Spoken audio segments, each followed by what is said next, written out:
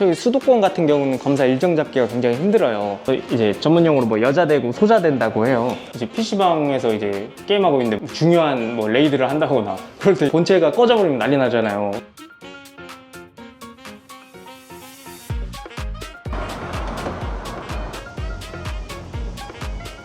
안녕하세요. 아란전기 박무경 대표입니다. 오늘 여기는 부천에 있는 PC방 현장인데 오픈 준비 중이라서 이제 PC방 공사하실 때 참고하셔야 될 것들을 좀 알려드릴게요.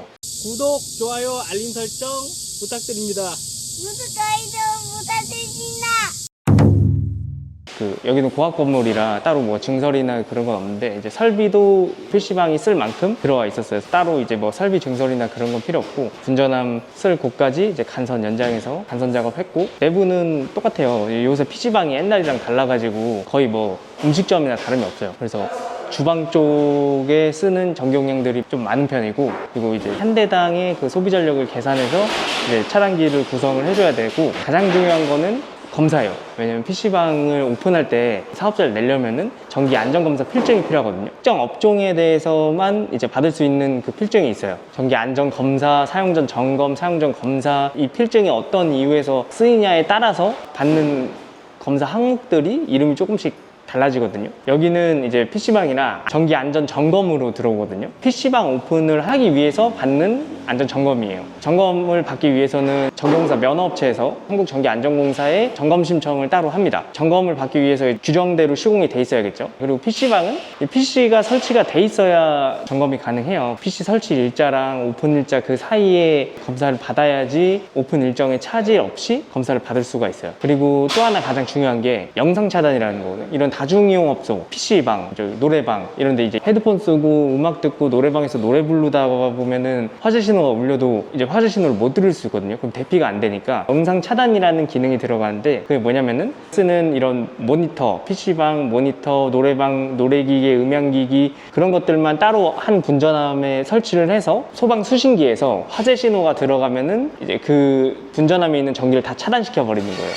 그래야지 이제 그 딱 꺼지면서 소방 신호를 들을 수가 있겠죠. PC방이나 이제 노래방에서 이용하시던 이제 고객들이 화재 신호를 듣고 대피할 수 있게 영상을 차단시켜주는 그런 시스템인데 그게 반드시 들어가 있어야 돼요. 영상 차단이 설치되어 있는 것도 한번 보여드리고 한 번 더 설명을 해드릴게요. PC방에 그 컴퓨터가 다 들어가 있어야 되고 그 다음에 이제 검사를 받는다 그랬잖아요. 예. 그러면 그 신청까지 여기 전기업체에서 다 도와주세요? 네, 그 신청까지는 전기공사 면허업체에서 할 수 있고 꼭 전기공사 면허업체를 통해서만 해야 돼요. 저희 수도권 같은 경우는 검사 일정 잡기가 굉장히 힘들어요. 그래서 거의 착공 들어가는 동시에 검사 신청을 해야지 예를 들어 공사 기간이 한 달이면은 한 달 뒤 정도는 돼야지 원하는 일정을 잡을 수가 있어요. 일주일 뒤, 한 2주 뒤, 뭐 그 정도까지는 거의 못 잡는다고 보시면 되고 이제 검사 실정할 때 그 일정표가 이제 돼 있는데 거의 다 대부분 마감이 돼 있어요. 수도권 같은 경우는 그게 더 심하거든요. 지방은 조금 널널한 편인데 그래서 최대한 빨리 신청을 해야 돼요. 원하는 날짜에 검사를 받기 위해서. 대표님 그러면 PC방이라고 해서 예.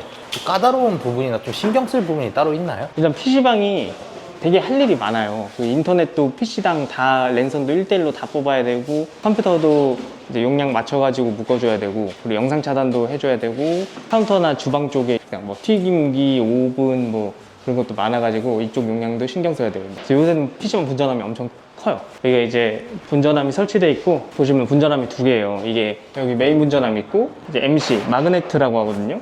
이제 신호를 주면은 이 마그네트가 차단되고 꺼지면서 이제 전문용어로 뭐 여자되고 소자된다고 해요. 그래서 이쪽으로 이 마그네트를 2차 측을 거쳐서 이쪽에 있는 설비들이 껐다 켜졌다 지금 하게끔 돼 있는 거예요. 이제 이게 영상 차단 분전함이고 여기에 들어가는 것들은 이제 요 신호를 받으면은 전부 다 차단되는 컴퓨터가 꺼지게끔 하는데 저희가 이제 공사할 때는 컴퓨터랑 다 묶지 않고 그 모니터 따로 본체 따로 해서 모니터랑 스피커만 영상 차단이 될 수 있게끔 공사를 해요. 그렇게 하는 이유는 소방 수신기가 오작동할 때가 있거든요. 오작동할 때 컴퓨터가 다 꺼져버리면은 이제 컴퓨터 고장 날 수도 있기 때문에 그래서 모니터랑 스피커만 차단되게끔 시공을 하는 편입니다. 근데 그거는 이제 협의하기에 따라 모니터 스피커 따로 본체 따로 회로를 나눠주게 되면은 공사비가 좀 더 올라가거든요. 그래서 그거는 이제 협의하에 이제 진행하고 있어요. 컴퓨터가 고장날 수 있다는 거 빼고는 똑같은 거네요. 그렇죠. 거기다가 이제 PC방에서 이제 게임하고 있는데 중요한 뭐 레이드를 한다거나 그럴 때 이제 갑자기 소방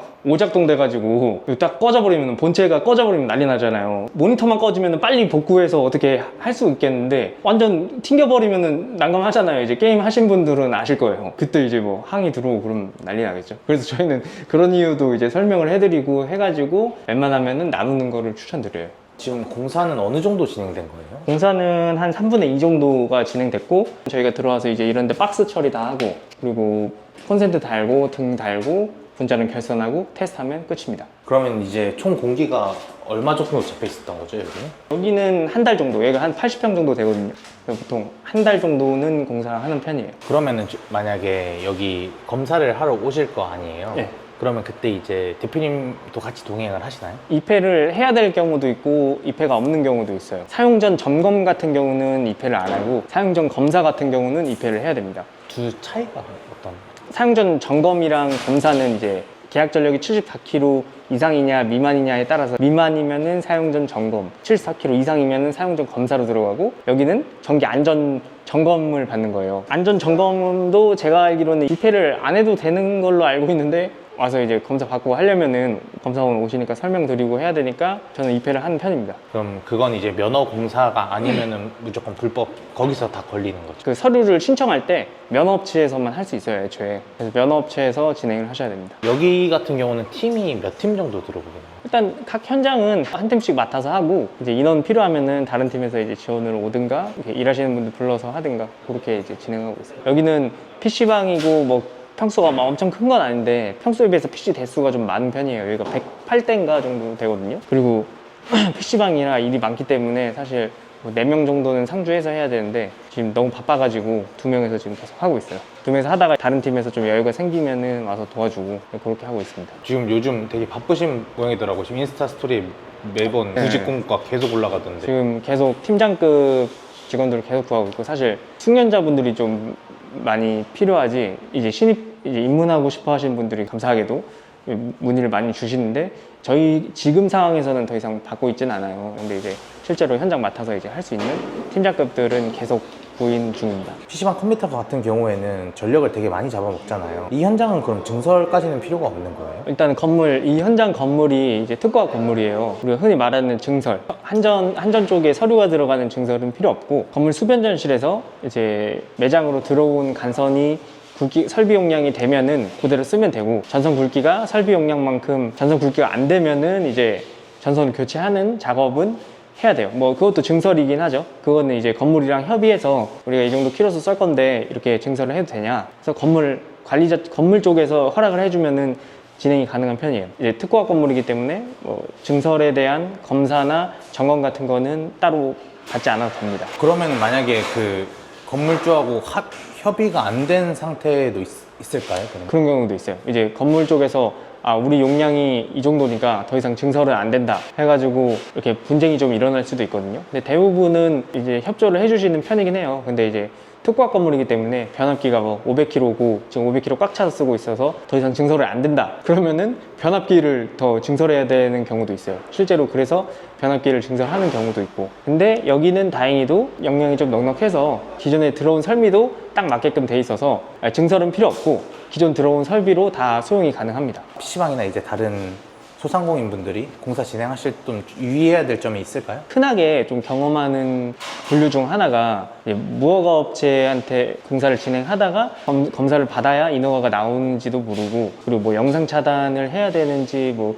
그런 거에 대한 경험이나 지식이 아예 없는 업체한테 일을 맡기셨다가 공사가 어느 정도 진행된 후에야 저희한테 연락을 주시는 경우가 좀 그런 경우가 좀 많아요. 업체를 선정하실 때는 면허가 있는 업체인지 더블 체크를 한번 해보시고 그리고 이런 PC방이나 이런 다중이용업소는 업장에 대한 시공 경험이 있는지 또 한번 확인해 보시는 게 공사하시는데 차질 없고 좀 스트레스 덜 받으면서 하실 수 있는 방법이라 그런 거를 좀 유의하셔가지고 업체를 선정하시길 바라겠습니다.